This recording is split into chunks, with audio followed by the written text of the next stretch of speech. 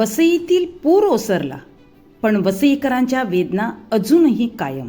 घरात शिरलेल्या पाण्याने संसार उद्ध्वस्त. आता महापालिकेने आरोग्य आणि स्वच्छतेवर तातडीने लक्ष देण्याची गरज. गेल्या 5-6 दिवसांपासून झालेल्या मुसळधार पावसामुळे वसई तालुक्यातील अनेक सखल भाग जलमय झाले होते. गल्लोगल्ली, रस्त्यांवर, चाळींमध्ये, इमारतींच्या तळमजल्यांमध्ये आणि शेकडो घरांमध्ये पावसाचे पाणी शिरल्याने नागरिकांचे मोठे आर्थिक नुकसान झाले आहे. आता पाणी हळूहळू ओसरले असले तरी नागरिकांच्या संकटाची तीव्रता अजूनही कमी झालेली नाही. अनेक कुटुंबांच्या घरातील गाद्या, कपडे, फर्निचर, पुस्तके, शालेय साहित्य, महत्त्वाची कागदपत्रे, इलेक्ट्रॉनिक्स वस्तू आणि जीवनावश्यक साहित्य पाण्यात भिजून खराब झाले आहे. काहींनी आपल्या आयुष्यभराच्या बचतीतून घेतलेल्या वस्तू एका रात्रीत निकामी झाल्या आहेत. अनेक घरांमध्ये अजूनही चिखल, दुर्गंधी आणि घाणीचे साम्राज्य आहे. सध्या वसईतील अनेक भागांमध्ये नागरिक आपल्या घरांची साफसफाई करताना खराब झालेल्या वस्तू आणि कचरा रस्त्याच्या कडेला टाकत आहेत.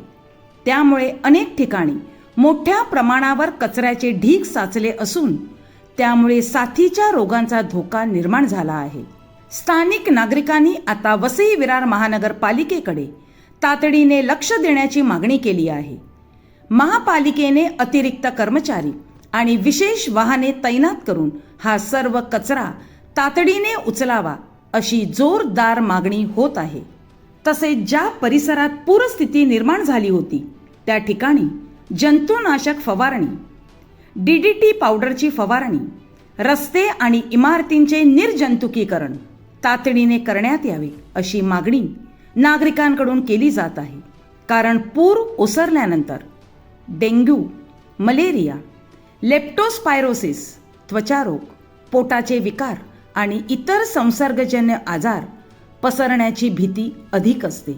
गेल्या काही दिवसात अनेक नागरिकांना घाण पाण्यातून चालावे लागले. काहींना तासनतास त्या पाण्यात राहावे लागले.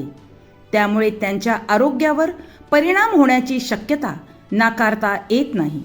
महापालिकेने अशा भागांमध्ये विशेष आरोग्य शिबिरे आयोजित करून नागरिकांची मोफत तपासणी करावी, आवश्यक औषधे द्यावीत आणि डॉक्टरांची पथके तैनात करावीत अशी मागणी पुढे येत आहे. पुराचे पाणी ओसरले असले तरी हजारो कुटुंबांच्या मनात भीती, चिंता आणि वेदना अजूनही कायम आहेत. अनेकांच्या संसाराची पुन्हा उभारणी करण्याचे मोठे आव्हान त्यांच्यासमोर उभे आहे.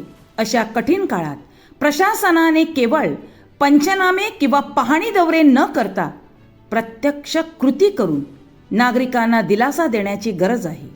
आज वसईकरांना फक्त मदतीची नाही तर संवेदनशील प्रशासनाची गरज आहे. स्वच्छता, आरोग्य आणि रोग प्रतिबंधक उपाययोजना तातडीने राबवल्या तरच पुरानंतर उद्भवणारे मोठे आरोग्य संकट टाळता येईल. वसईतील जनतेने आपले संकट मोठ्या धैर्याने सहन केले आहे. आता प्रशासनानेही तेवढ्याच तत्परतेने नागरिकांच्या मदतीला धावून जाण्याची वेळ आली आहे.